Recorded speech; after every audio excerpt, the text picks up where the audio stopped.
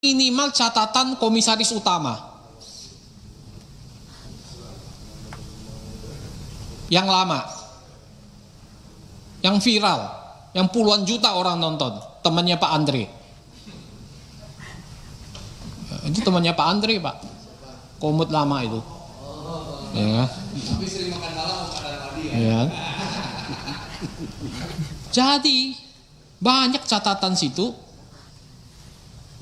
yang saya yakin banyak kebenarannya di sana. Pertama, beliau menyebut tentang e-katalog. Apakah betul internal direksi Pertamina ini nggak mau menerapkan e-katalog RKPP ini, yang tadi disindir Pak Mufti? Ini catatan pertama. Catatan kedua, apakah betul banyak orang Petral masih di dalam? Bapak mau beresin apa enggak? Orang-orang Petral ini yang mafia dulu ini mau diberesin enggak? Begitu. Atau setengah hati Bapak nggak bisa beresin? Buktinya kemarin Petral bubar, orangnya jadi dirut tuh. Pertamina Patraniaga. Nah ini masih ada nggak orang-orangnya? Saya dapat info dari orang dalam bahwa ada masih orang-orang Petral dulu di situ. Masih mau nggak Bapak beresin itu? Saya yakin Pak, ini sebetulnya nggak berhenti di sini. Dugaan saya di atasnya masih ada. Dugaan saya nih, saya udah nangkep tuh. Ya, di atasnya masih ada itu. Oh, sekpernya udah. Nah, ini saya minta, Bapak ini sekarang orang tertinggi di Pertamina. Saya yakin dengan sepenuh hati Bapak bisa beresin. Lulusan Taruna Nusantara. Tegas, tapi peduli dan kasih sayang. Pendengar yang baik, Simon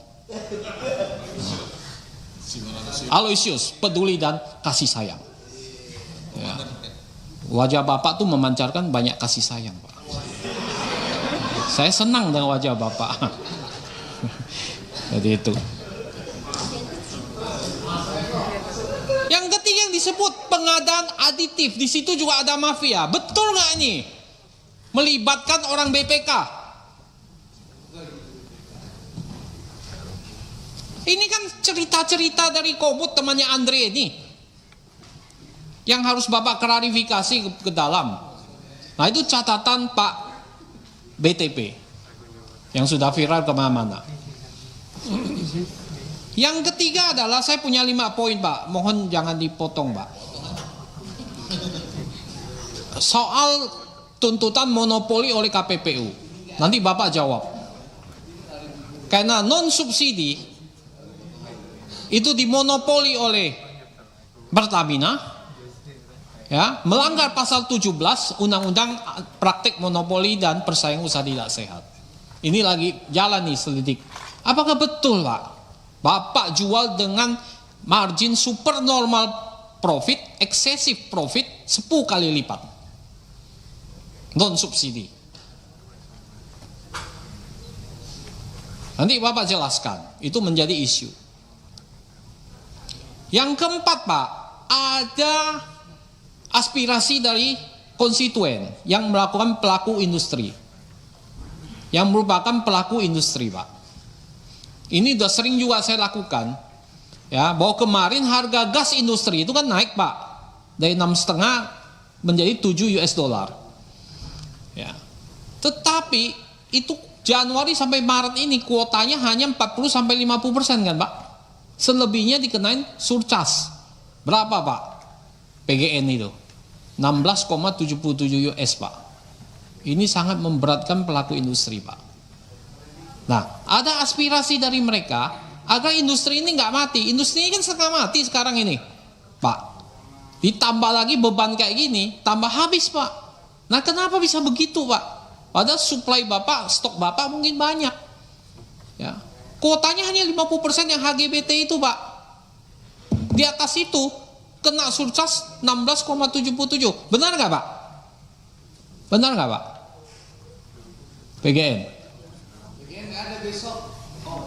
Ya nggak apa-apa, saya sampaikan di rootnya biar tahu gitu. Saya yakin benar Pak, dari industri Pak yang ngomong ditagih udah 16,77 Pak.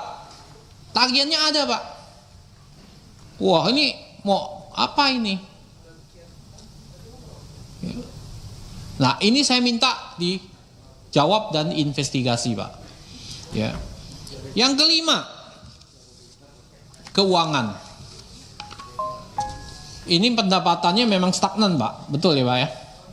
Tapi bagaimana dengan labanya Pak? Saya lihat, saya hanya dapat data dari media sampai Oktober 2024. Itu labanya 42,35 triliun dari media. Laba 2023 Bapak sekitar 76 triliun. Kelihatan labanya nggak sampai seperti tahun lalu. Nah ini mohon Bapak jelaskan Pak. Ya. Dan saya lihat ada penarikan utang selama 2023 karena saya nggak pegang data 2024. Ya, ada kenaikan sekitar 15 triliun utang jangka pendek. Untuk apa sih Pak? Bapak nambah utang jangka pendek? Di satu sisi kas Bapak itu 300 triliun Pak. Kas on hand Bapak 300 triliun. Tapi kenapa ada terjadi lonjakan hutang jangka pendek? Mohon nanti Pak Simon jelaskan untuk apa ini. Ya. Nah itu saya pikir yang kelima. Ya. Oh ya cukup. Terima kasih Bu Pimpinan.